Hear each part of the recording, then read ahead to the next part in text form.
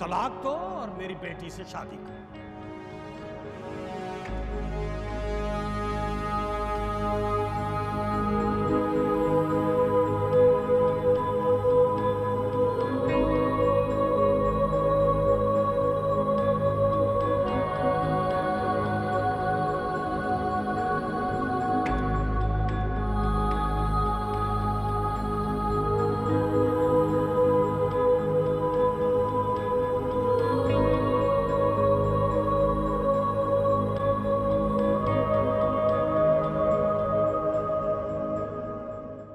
उसामा, तुम क्या सच में मुझे छोड़ दोगे?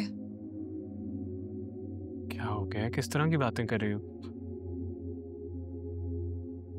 क्या चल रहा है तुम्हारे दिमाग पे? नहीं, कुछ नहीं, बस ऐसे ख्याल आ रहा था। आइंदा कभी भी ऐसा ख्याल आए तो प्लीज अपने दिमाग से निकाल देना। मैं शायद समझ सकता हूँ कि तुम इस तरह की बात क्यों सोच रही हो। पता है नूर, मेरे लिए ना इस वक्त राशिद अंकल की माफी शायद मेरी जिंदगी से ज्यादा जरूरी है।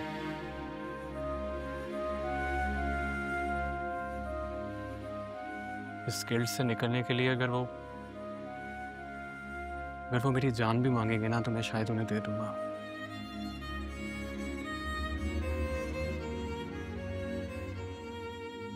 लेकिन तुम्हें नहीं छोड़ सकता यार मैं। तुम ना मेरी जिंदगी से थोड़ी सी ज्यादा इंपॉर्टेंट। सो आइंदा ऐसी कभी बात मत करना मेरे साथ।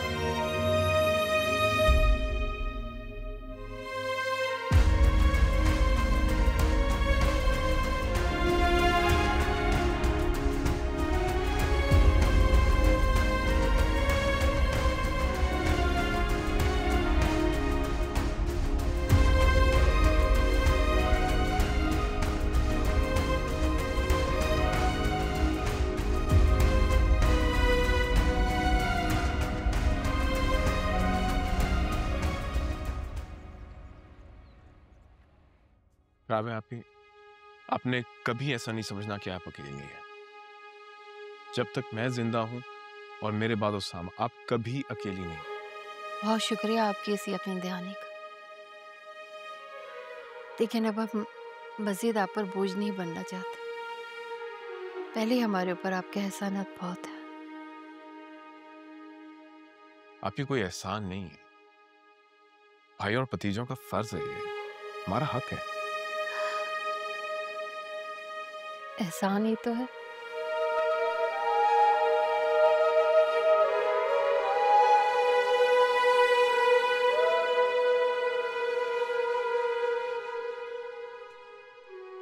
देखें आप, जो सामा और वलीद के दरमियान हुआ मैं उसको कभी इंडोर्स नहीं करूंगा। गलत हुआ है, उसने जो किया गलत किया। बात इतनी बिगड़नी नहीं चाहिए थी, लेकिन ये तो मौका है, खत्म करें इस बात। अगर ये झगड़ा नहीं होता तो आज राशिद हमारे साथ होता। आपकी मौत पर हक है, हम सब पे आ गए। कौन सा लम्हा होगा हमें क्या पता। मेरी मौत कब आएगी?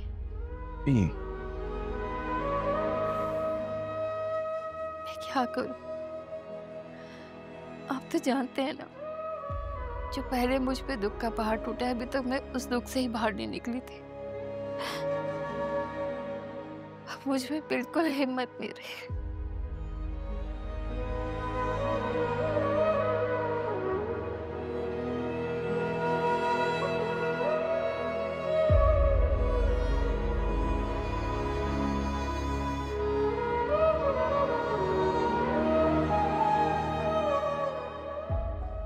भी गुजर गया अभी,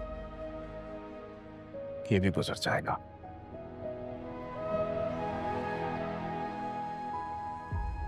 मैं हूं ना।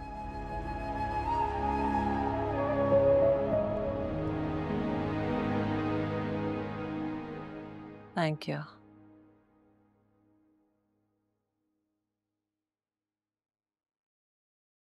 आप आ गए, देर हो गई थी। क्या हुआ? काव्या की तरफ गए थे?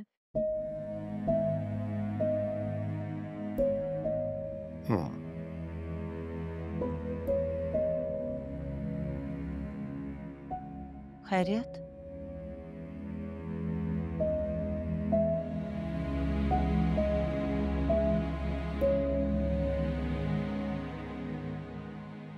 कैसे रहेंगी वो अकेले? किस तरह मैनेज करेंगी?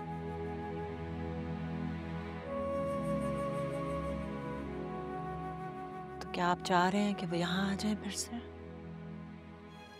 मेरे बस में होता ना तो इस वक्त साथ आती मेरे।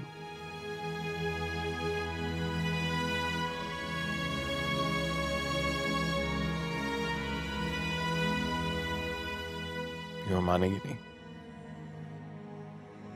खफा है हमसे।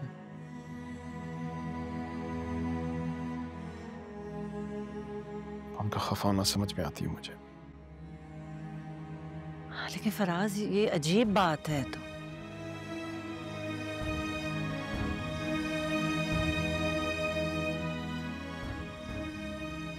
बचपन से उसामा इरम के साथ बेतकल्लुफी से बात करता है और अब उसको ड्राइविंग सिखा रहा था।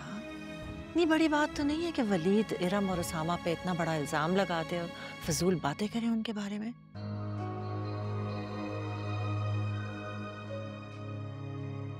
सही कह रही हो तुम।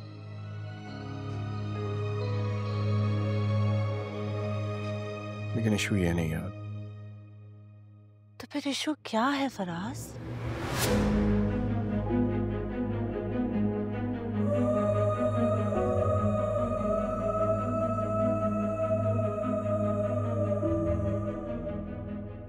कहीं राबिया राशिद भाई की तरह ये शर्त तो नहीं रखना चाह रही कि उसामा और इरम की शादी हो जाए?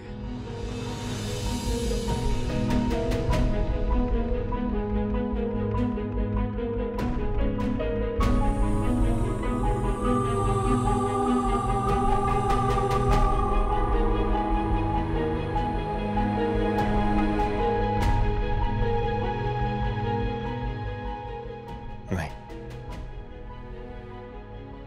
ये नहीं हो सकता। It's impossible. और हमें ये नहीं भूलना चाहिए कि उसामा ऑलरेडी शादीशुदा है। पता है Faraz, come to think of it, हालात की मुनासबत से तो मुझे तो ये मेहरू, ये गलत है।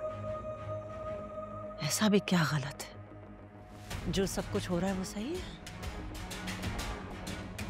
मेहरू प्लीज, अब तुम शुरू ना हो।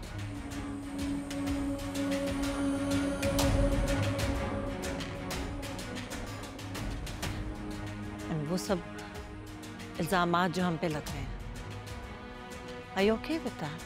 Are you?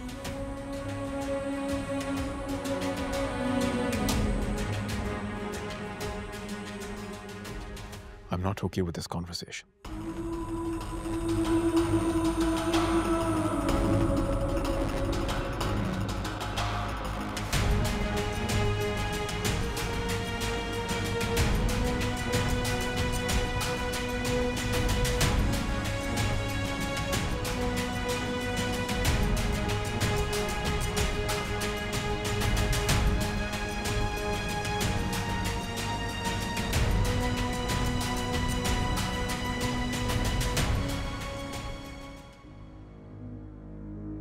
इस बात को जानती हूँ कि तुम इरम को उन छोटी बहनों की तरह ट्रीट करते हो, तो सिर्फ वो जिम्मेदारी पूरी करना चाहते थे जो फवाद नहीं कर सका। सामा इरम तुम्हें फवाद नहीं समझती है, उसके दिल में तुम्हारे लिए कुछ और है।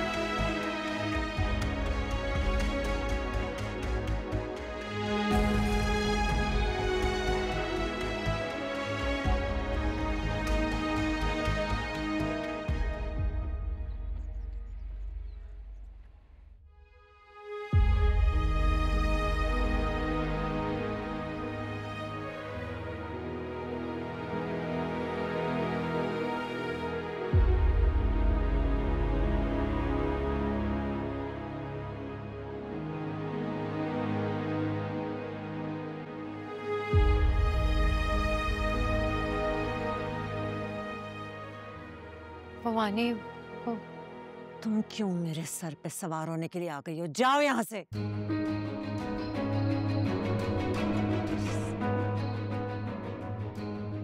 लम्हे का सुकून नहीं है इस घर में।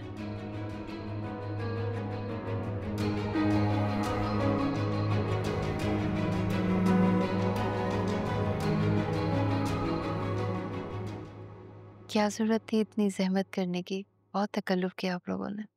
अरे ये तो हमारा फर्ज था। आखिर दीवार से दीवार लगती है, इंसान खुशी में ना मिले पर गम में तो शामिल हो जाए। अल्लाह रहम करे। पहले तुमने पहाड़ जैसा दुख बर्दाश्त किया है और एक दुख और मिल गया तुम्हें। अस्सलाम वालेकुम। वालेकुम अस्सलाम। इरम की तो शादी आगे बढ़ा दी होगी ना?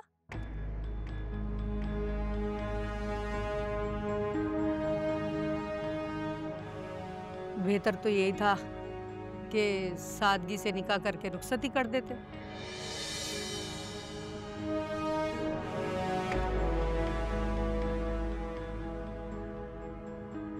मैं मानती हूँ कि आप लोग सोग में हैं, लेकिन बेटी का फर्ज अदा करने में कोई कबाहत नहीं थी।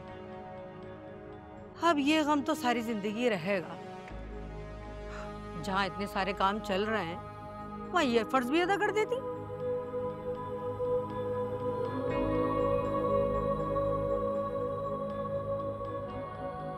इरम के ससुराल वालों को नहीं देखा राशिद भाई की फौतगी पर? ना आपके होने वाले दामाद को देखा, ना उसकी माँ को। वो अरे आए होंगे, ऐसा हो सकता है इतने बड़े गम में और वो ना आए। तुमने देखा नहीं होगा। तो क्या तुमने देखा है? मैंने तो बहुत बार आते जाते देखा है, लेकिन जनाजे पर किसी को नहीं देखा। क्यों राबिया बहन? अरे राबिया को कहाँ होश है, कौन आया कौन नहीं आया, ये तो अभी तक होश में नहीं है। बस राबिया, सब्र करो। जो हो गया उसे भुलाया तो नहीं जा सकता। अब तुम बस फिक्र करो इरम की रुखसती की। माँ के साथ साथ तुम्हें बाप की जिम्मेदारी भी अदा करनी है।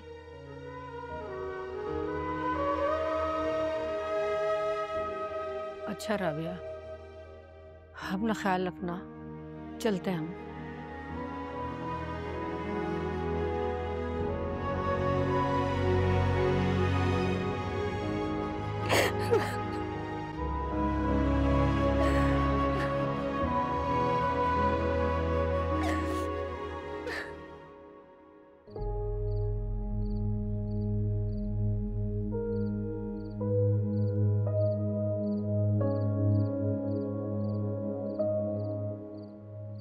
तुम मानो या ना मानो, कुछ तो गड़बड़ है। अरे कैसी गड़बड़? कुछ तो है, वरना इतना करीबी रिश्ता। चंद दिनों में शादी होने वाली थी और बेटी की ससुराल से कोई भी नहीं आया। अभी हैरत तो मुझे भी रही है सुन के, लेकिन दफा करो, हमें क्या, हम क्यों बोले इनके मामला में। हाँ बेटा, अम्मी का ख्याल रखना। जी बेटा, किसी भी चीज की जरूरत हो ना तो बिला झिझक कह देना, ठीक है? आंटी चल चल, दरवाजा बंद कर दो।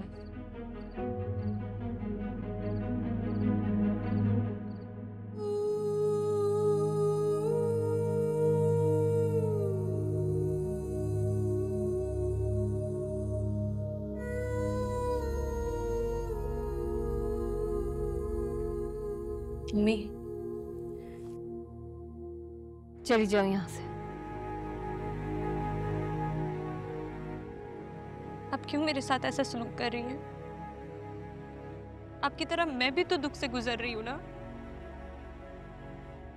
आपने एक बार भी मुझे गले नहीं लगाया, मेरे सर पे हाथ रख के मुझे तसल्ली नहीं दी है। आप ही बताएं ना, मैं किसके सीने पे सर रख के रो और अपना गम हल्का करूं? गम? कौन सा गम? ये कहो कि तुम अपना जुर्म छुपाने की कोशिश कर रही हो इरम, और मेरे सीने पे सर रख के रोने से तुम्हारा जुर्म छुप नहीं जाएगा। ठीक है, अगर आपको ऐसा लगता है ना, तो आप क्यों सबको गुनहगारों के सफ में खड़ा कर रही हैं? अगर कसूरवार मैं हूँ तो सामा को क्यों इल्जाम दे रही हैं आप? और मामू, मामू से किस बात की शिकायत है आपको? उनके खलूस को मत धुतकारे अम्मी। वलीद की ज्यादतियों को सबके सर पे मत डाले। उसामा नहीं, वलीद कसूरवार है अब्बू की डेथ का। अम्मी आपको बस, एक लफ्ज और नहीं बोलना।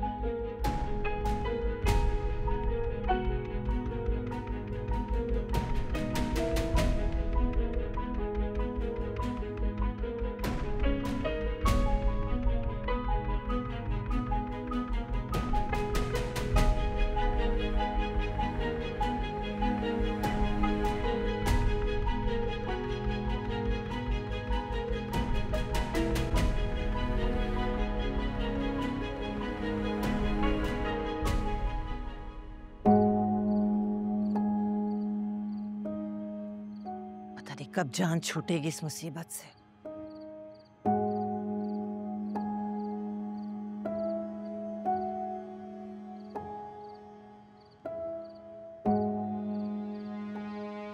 सामा बेटे फोन उठा लो।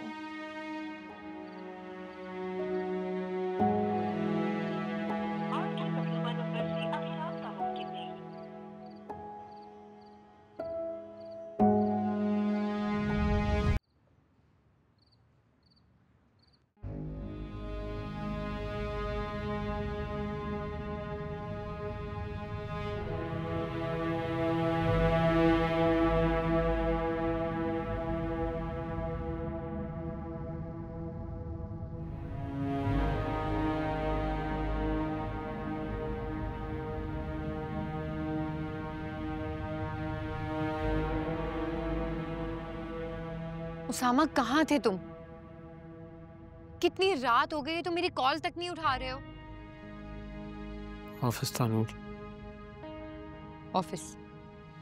रात के इस टाइम तुम ऑफिस से आ रहे हो? ऑफिस 5 बजे बंद हो जाता है उसामा। इतनी देर वहां बैठे क्या कर रहे थे तुम? कुछ नहीं कर रहा था नूर। कुछ हो ही नहीं रहा मुझसे, मैं क्या करूं? वक्त गुजारने की कोशिश कर रहा हूं, वो भी नहीं गुजारा। क्यों गुजार रहे हो इस वक्त को? कुछ नहीं, ये बहुत मुझे चैन से जिंदगी नहीं गुजारने देगा। सामा, सामा ये क्या कर रहे हो? नूर मैं क्या करूं? मैं कैसे सब ठीक करूं यार? ये गलती, ये गुनाह जो मुझसे हो गया, मैं उसको किस तरह ठीक करूं? हर बंदा मुझे ब्लेम कर रहा है, सब मुझे ब्लेम कर रहे हैं।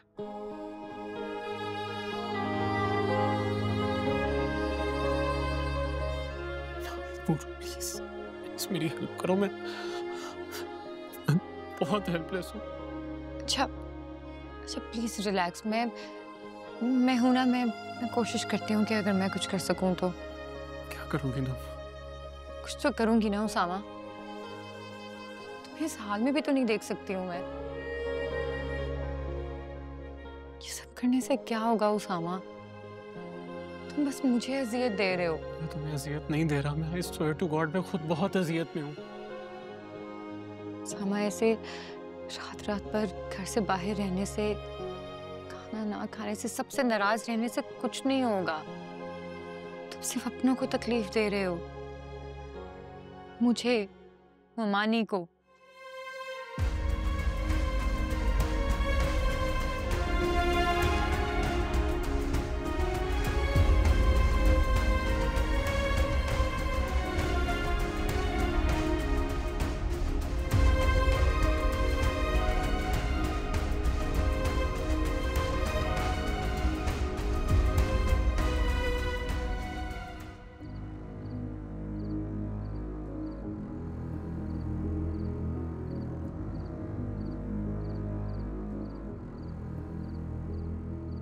आपका मिलाया हुआ नंबर फिलहाल मसरूफ है।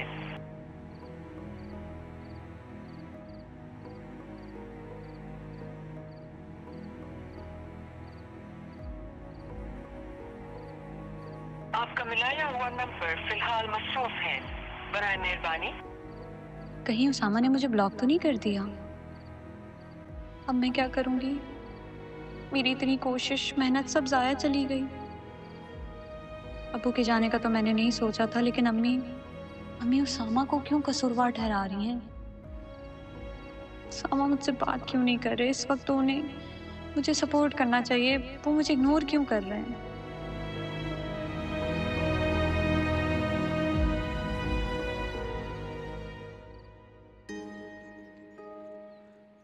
तुम्हें क्या लगता है इससे कोई फायदा होगा? पता नहीं अम्मी, लेकिन मैं कोशिश तो जरूर करूंगी। हाँ, कोशिश करने में तो कोई हर्ज नहीं है, लेकिन अगर बात इतनी बिगड़ जाए ना तो मामला ठीक होने की उम्मीद कम ही होती है। लेकिन मैं ना उम्मीद नहीं हूँ अम्मी, मैं चाहे कम हो लेकिन है जरूर। मेरे ख्याल में तुम उसामा को अपने साथ लेकर जाओ। नहीं अम्मी, मैं उसामा को तो बिल्कुल नहीं लेके जा सकती हूँ। अगर वहां पे फिर से इल्जामात दोहराए गए ना तो आपको पता है उसामा कैसे रिएक्ट करेगा। हाँ, तुम्हारे अब्बू भी यही कह रहे थे कि सारी गलती उसामा की है, सारी बात उसी की वजह से बिगड़ी है। अम्मी, पहले का कम इल्जामात लग रहे हैं उसामा पे, जो आप लोगों ने भी लगाना शुरू कर दिए हैं। मैं तो उसामा के हक में हूँ, तुम्हारे अब्बू से खफा है, मैं नहीं। और मैं जानती हूँ ये सारा किया धरा ना इरम का ही है। उसने होशियारी दिखाई और सारा इल्जाम उसामा पर डालकर खुद मासूम बन गई। सो तो शायद अंदाजा भी नहीं है कि उसके इस होशियारी का उसको कितना बड़ा नुकसान हुआ। बेटा, जब इंसान अपने मफाद के जुनून में होता है ना तो वो ये नहीं सोचता कि वो अपना ही बेड़ा गर्क कर रहा है। बाप की जान चली गई, उसकी शादी खत्म हो गई, वो भी तोहमत और रुसवाई के साथ। मुझे तो यही समझ नहीं आ रही है अम्मी कि खाला ये सब अकेले कैसे हैंडल करेंगी। पता नहीं, मुझे तो राबिया की भी अकड़ की समझ नहीं आ रही। उसने क्या सोच के सबके साथ ताल्लुक तोड़ दिया। अम्मी, वो बहुत दुखी हैं। हम भी तो उसका दुख बांटने की कोशिश कर रहे हैं।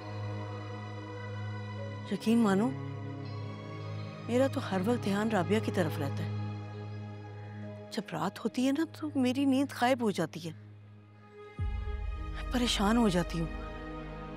तुम्हारे अब्बू जब रात को घर पे नहीं होते तो मेरा खौफ के मारे बुरा असर हो जाता है। मैं राबिया के बारे में सोचती हूँ कि वो जवान लड़की को लेके कैसे सो पाती होगी।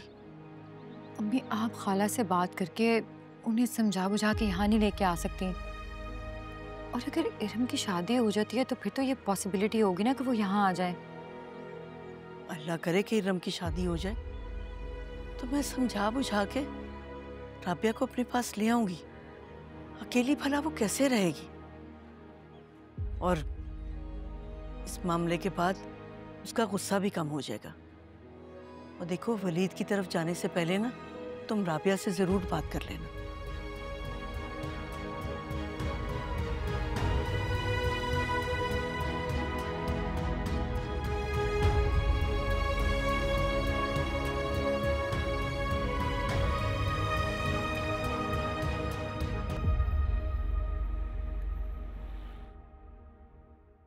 सायरा, वलीद को समझाओ कि वो मत जाए।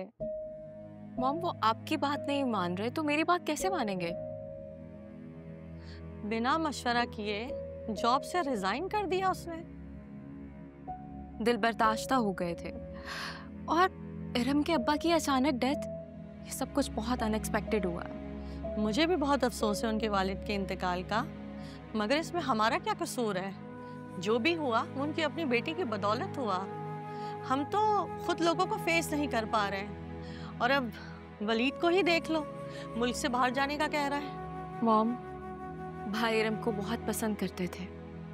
सायरा तुम उसे समझाओ ना कि मुझे छोड़ के ना जाए। हम ना जल्द से जल्द अच्छी सी लड़की देखकर उसकी शादी कर देते हैं। लानत भेजे इरम पर, इरम से भी बहुत ज़्यादा अच्छी लड़कियां पड़ी हैं। मैं करूँगी बात उनसे। करो ना प्लीज़ बात, तुम तो बहन हो ना, प्लीज़ कर लो। आप बिल्कुल भी परेशान मत हो मॉम, मैं करूँगी उनसे बात।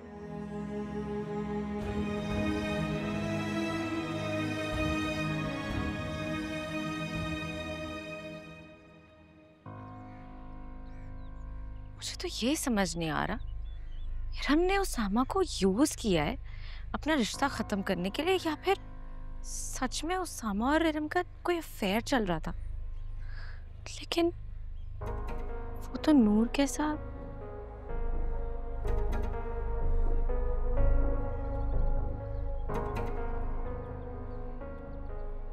क्यों उसके बारे में सोच सोच के डिप्रेस हो रही हो बेटा? भूल जाओ उसे। ठीक है मॉम, आपका ये ऑर्डर है तो ये भी भूल जाती है। मैं तुम्हें ऑर्डर नहीं कर रही हूँ, तुम्हें समझा रही हूँ। तो मॉम मुझे ये समझ में नहीं आ रहा कि आप लोग मेरा तमाशा बनाने के लिए क्यों पीछे पड़े हुए हैं। मैं कब ऐसा चाहती हूँ अलिशबा? मैं तो तुम्हारी शादी करना चाहती हूँ। तुम अच्छी तरह से जानती हो कि ताहिर ज़ारा को किस शर्त पे यहाँ लेकर आया है। अगर तुम्हारी शादी नहीं हुई ना तो फिर ज़ारा ताहिर को यहाँ से ले जाएगी।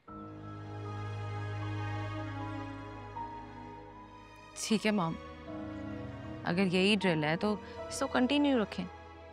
वैसे भी I am used two of it.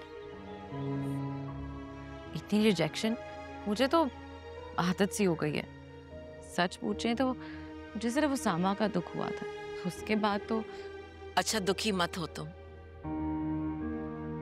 मैं ताहिर से बात करूंगी। अच्छा ना, मैं फिलहाल तुम्हारी शादी नहीं कर रही हूँ। मैं बात करती हूँ ताहिर से, अगर वो मान गया तो ठीक है, और अगर नहीं माना तो फिर मैं अपने दिल पे पत्थर रख लूंगी और वो ज़ारा के साथ अपनी जिंदगी बसा ले। लेकिन मैं तुम्हें मजीद टेंशन नहीं दे सकती। तुम्हारी मेंटल हेल्थ वैसे ही सही नहीं है।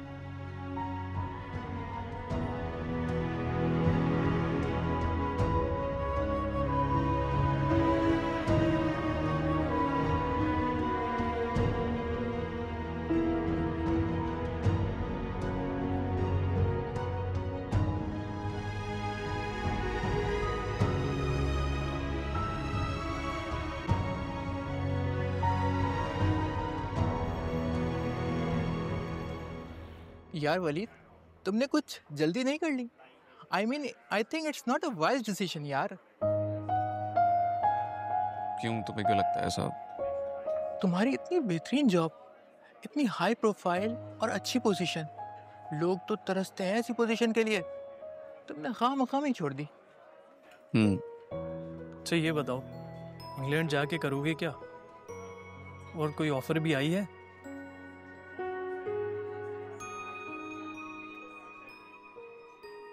नहीं यार, फिलहाल तो कोई ऑफर नहीं है। कुछ ना कुछ करूंगा, ऐसे फारिग तो नहीं बैठूंगा। इंशाल्लाह। लेकिन इस हिसाब से तुम्हारी शादी भी लंबी डिले हो गई, और आई थिंक जब से तुम्हारी फियांसे के फादर की डेथ हुई है तो मैं एक्सपेक्ट कर रहा था कि ये मैक्सिमम 1 से 2 माह की बात होगी। लेकिन तुमने तो बोरिया बिस्तर ही बांध लिया और जॉब के साथ साथ मुल्क छोड़ के भी भाग रहे हो। सब खैरियत तो है ना?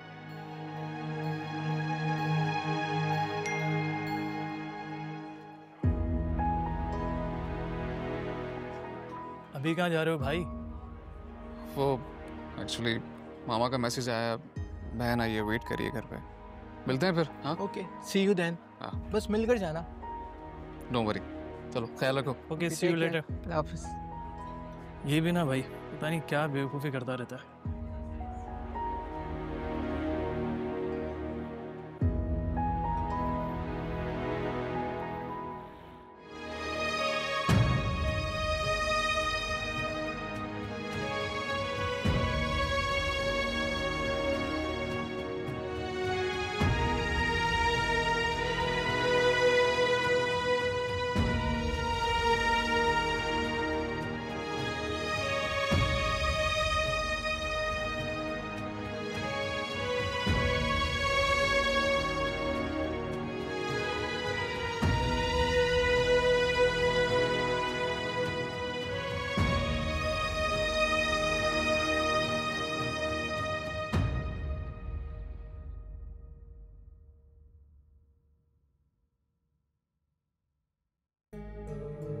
आप यहाँ? खाला कहाँ है? अपने कमरे में हैं और उनका मूड बहुत खराब है, वो किसी से मिलना नहीं चाहती। सुनाई नहीं थी आपको? क्या कहा है मैंने? सुन लिया मैंने इरम। अप्पू के होते हुए तो आपकी इतनी जरूरत नहीं थी हमारे घर यूं तनतनाते हुए घुसने की। याद नहीं है आपको? आपका तो यहाँ आना अलाउ ही नहीं था। राशिद अंकल अब इस दुनिया से जा चुके हैं। मगर मैं भी जिंदा हूँ। मैं बिल्कुल बर्दाश्त नहीं कर सकती आपको अपने घर पे। जाएं अब यहाँ से। कुछ कहा है मैंने? सुनाई नहीं दिया आपको लग रहा है? जाएं।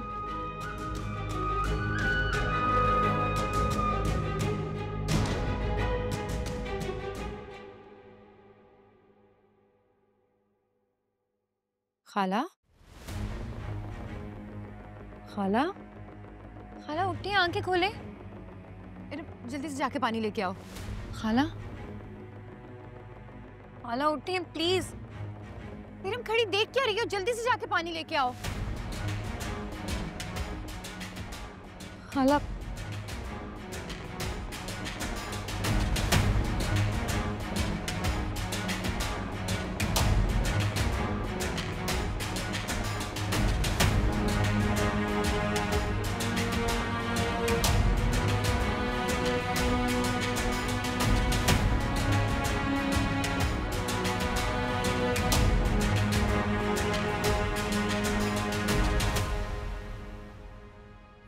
ये दवा खाला की है और इन्होंने कुछ खाया है? कुछ भी नहीं खा रही है। मैं तो बोल बोल के थक गई हूँ। खाला उठे, पानी पिए। पानी पिए।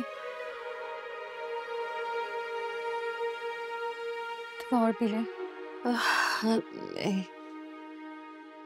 खाला ये सब क्या है? अगर आप ऐसे करेंगी तो आप तो बीमार पड़ जाएंगी ना। और इरम का और इस घर का कौन ख्याल रखेगा? अच्छा है ना, सबकी जान छूट जाएगी मुझसे।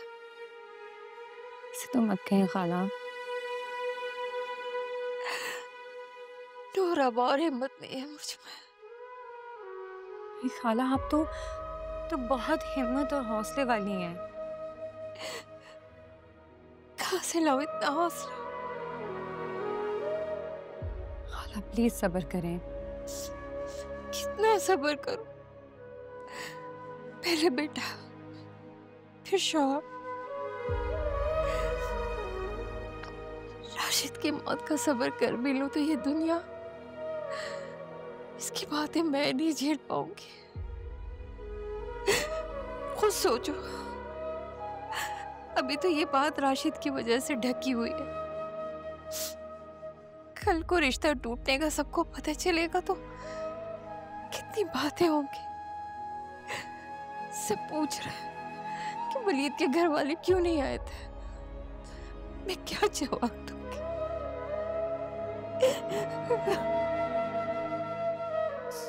खाला आप अल्लाह पर यकीन रखें। आप देखना अल्लाह ताला सब ठीक कर देंगे। जैसे अब तक ठीक करता है।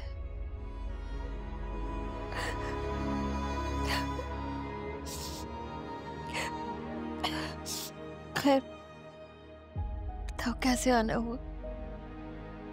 आपको देखने आई हूँ, मुझे आपकी फिक्र हो रही थी खाला, मैं इसलिए मिलने चली आई। मत करो मेरी फिक्र। खाला मैं कोई अजनबी नहीं हूँ, मैं आपकी अपनी हूँ। मेरे अपनों ने मुझे बहुत दुख दिए है नूरा, बहुत तकलीफ दी है। खाला मैं बस मत वजाहत दो और मुझसे ये बिल्कुल उम्मीद नहीं रखना कि मैं उसामा को माफ कर दूंगी। मैं उसामा को कभी माफ नहीं करूंगी, कभी उसकी शक्ल नहीं देखूंगी।